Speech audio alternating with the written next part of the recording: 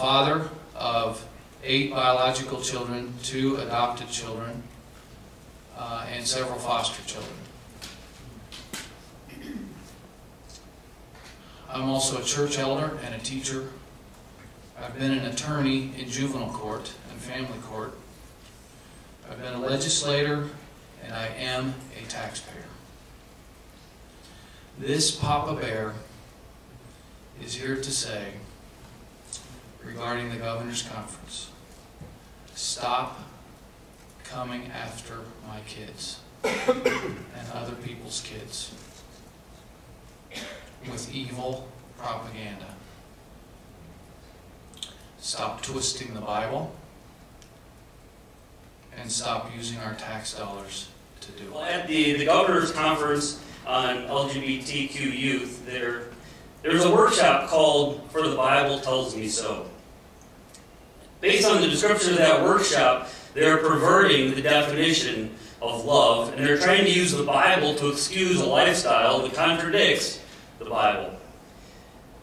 We must get our definition of love from the Bible. Jesus said, "Greater love has no man than this, that a man lay down his life for his friends." I think everyone could agree that there is no greater definition of love than that. Well, this week being Easter is a time that we celebrate the proof of Jesus' love towards us and how he died on the cross to pay for our sins so that we don't have to. November 20th of last year, Matt Sinovic, Executive Director of Progress, Iowa, announced that Governor Branstad, and I quote in his words, went above and beyond all year to earn the dubious distinction of being named his organization's first ever Turkey of the Year award.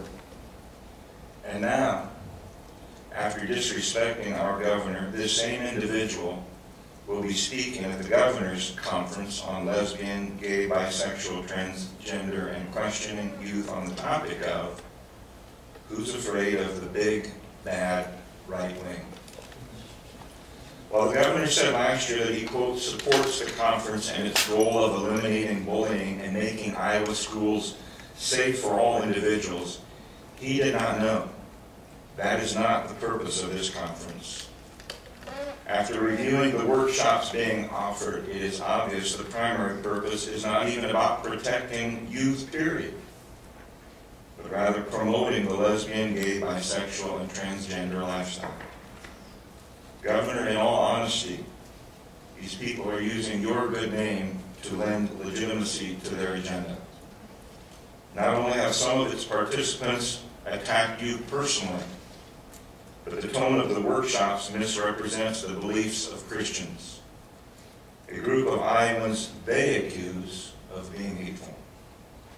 Consequently, I and many other Iowans want to encourage you to pull your endorsement from this conference. Good morning, and I believe it's important for parents of Iowa school children to be aware of what's being taught at the taxpayer-subsidized conference under the guise of safe schools and bullying prevention. And let me just begin by saying that I'm all for having safe schools and preventing bullying. Every child should be safe in and out of school, and no child should be bullied for any reason at any time. However, it's obvious when you examine the upcoming conference speakers' backgrounds as well as the topics of the workshops, some of which have already been addressed, that the intention of the organizers is to promote, endorse, and encourage behavior that the Bible clearly identifies as immoral. And they're doing that at the same time that they are discrediting and bullying those who dare to oppose them, even doing so in some of the workshops.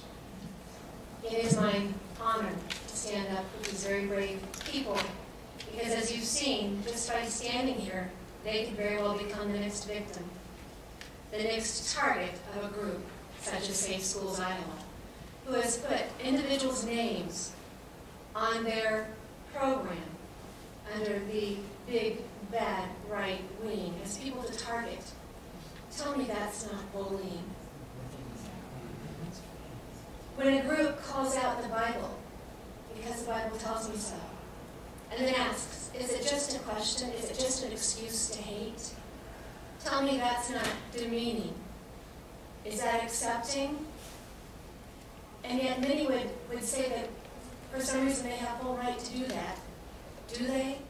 But the 16 of us have signed a statement that says, based on our desire and commitment to be faithful stewards of our tax dollars, we cannot, in good conscience, vote to give taxpayer dollars to people or groups who pervert the Bible, teach our youth to engage in dangerous behavior, and target individuals like Jan Michelson for hatred and bullying. We have proof that Des Moines Area Community College, through its Diversity Commission, is using tuition and taxpayer monies to sponsor the governor's LGBTQ Youth Conference as a result of information obtained by the DMAC Young American for Freedom chapter through a Freedom of Information Act request.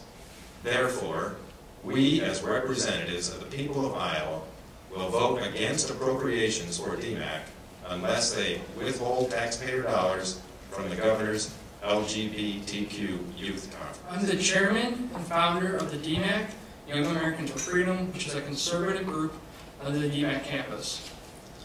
About 2 weeks ago, students received an email saying that they may receive a free ticket to the governor's LGBTQ conference. Our group was astounded, and on March 20th sent the school a Freedom of Information Act. As a result of the FOIA request, I now hold proof that DMAC is using your tax dollars and my hard-earned tuition money to fund this conference. Marlena Schnell is the chairman of the Diversity Commission, and we call on her to revoke the funding. We ask that you call her and that you email her. DMAC in all its media interviews this week has said they stand by what they have done, as they call that diversity. Let me be clear. Diversity is not when you use my tuition money or our tax dollars to fund a conference that bullies people for their Christian or conservative beliefs. DMAC, revoke your funding.